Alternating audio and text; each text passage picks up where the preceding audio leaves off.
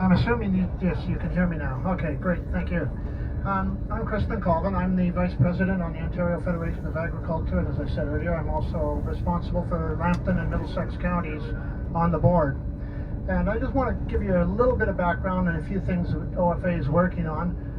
OFA represents 38,000 farm families across the province, from the far north to the east and to the far southwest here. And one of the things that Lambton County has that I hope everybody's been able to appreciate today is some of the crops that are grown here. And there's a reason that companies like the soy processing plant in Sarnia that's coming up, and Diageo, which will be the first distillery in Canada to be built in 50 years, are locating in this area. And it's because of the quality of the crop and the ability of the farmers to produce something that people want worldwide.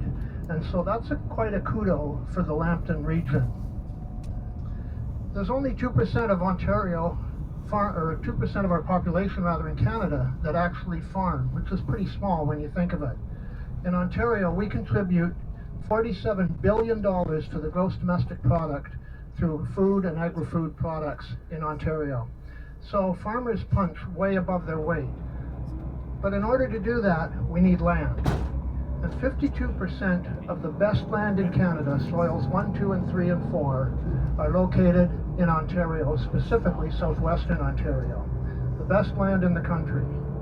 And yet we're losing 319 acres a day to other than agricultural development. It could be housing, it could be industry, it's being taken out of production.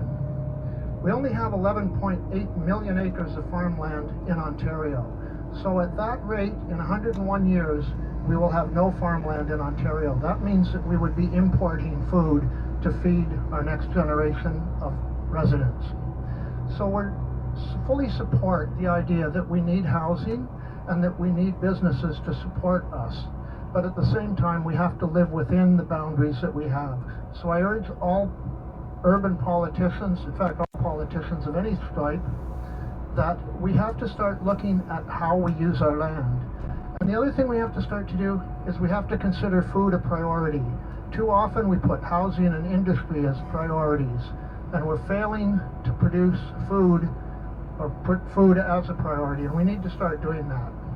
So what is 319 acres? Well, in your little grab bag is this piece of paper, and it tells you what the equivalent of 319 acres a day is, and that's based on the census that just came out in 2021. So that's a lot of land, and it's also, just to look at your sheet, 23 million apples. That's a lot of apples to lose in a day. So we need to be more conscious of what we do with our land. There actually, you know, when you look at, I was looking up some information a few days ago, and OPEC uses oil as a weapon. If countries wanted to use food as a weapon, there are only 4 countries that can actually do that. If we wanted to stop exporting food along with the United States, Australia, and New Zealand, theoretically, we could bring the world to its knees. Not something I recommend, but that's how critical Canadian food production, and Ontario in particular with our land base and our high quality land base, is to the rest of the world. So I don't want to leave you on a sad note. I want to leave you on a happy note. So when you're looking at things to build and what you want to do in your municipalities, look at staying within your municipal boundaries if you can. If you have to expand, it's understandable. But try and go up and not out. And just like our crops, they will go up and not out. We'll keep them here. Thank you, and I want to thank Lambton Federation and Brian and Karen and all the board members who did such a fantastic job today. Thank you very much, guys.